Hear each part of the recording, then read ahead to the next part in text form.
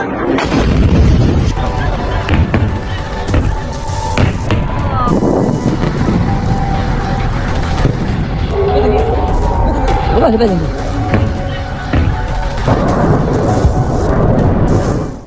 দেশগুলো পারমাণবিক শক্তি অর্জন করবে এ যেন কল্পনাতেও হতে দিতে চায় না যুক্তরাষ্ট্র ও ইসরায়েল।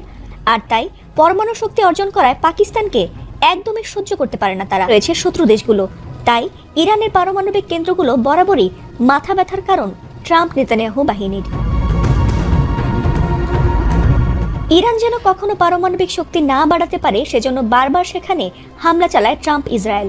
এমনকি এবারের যুদ্ধেও ট্রাম্প হামলা করবে না বলার পরও ইসরায়েল ঠিকই ইরানের পারমাণবিক স্থাপনায় হামলা করে বসে। আর সেটিরই প্রতিশোধ যে ইরান ভয়াবহভাবে নেবে তা বোধ হয় আঁচও করতে পারেনি নেতানিয়াহুর দেশ ইসরায়েল। ইরানের নাতাঞ্জ পারমাণবিক স্থাপনায় হামলার কড়া জবাবে এবার ইসরায়েলের দিমোনা পারমাণবিক রিসার্চ সেন্টারে ক্ষেপণাস্ত্র ছুড়েছে ইরানের বিপ্লবী গার্ড বাহিনী। আর তাতে তছনছ হয়ে গেছে সেই অঞ্চল। এমনকি তাতে ইসরায়েলের দক্ষিণাঞ্চলীয় শহর দিমোনা ও আরাদে শতাধিক মানুষ আহত নিহত হয়েছে। আহতদের অনেকের অবস্থা আশঙ্কাজনক। ভয়াবহ এই হামলার পর আক্রান্ত এলাকায় জরুরি অবস্থা জারি করা হয়েছে বলে এক প্রতিবেদনে জানিয়েছে আল জাজিরা। ইরানের বিপ্লবী গার্ড বাহিনী আইআরজিসি অবশ্য দাবি করেছে এই হামলায় ইসরায়েলের 2 শতাধিক মানুষের প্রাণহানি হয়েছে। তবে ইসরায়েলের পক্ষ থেকে কারোর নিহতের খবর নিশ্চিত করা হয়নি।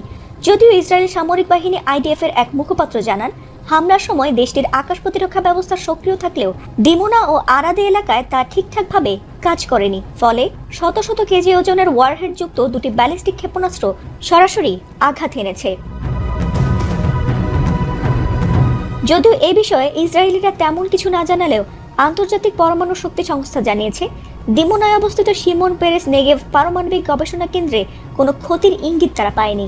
সেই এলাকায় অস্বাভাবিক বিকিরণের মাত্রাও শনাক্ত করা হয়নি। এছাড়াও বিষয়টি তারা নিবিড়ভাবে পর্যবেক্ষণ করছে বলে জানিয়েছে সংস্থাটি।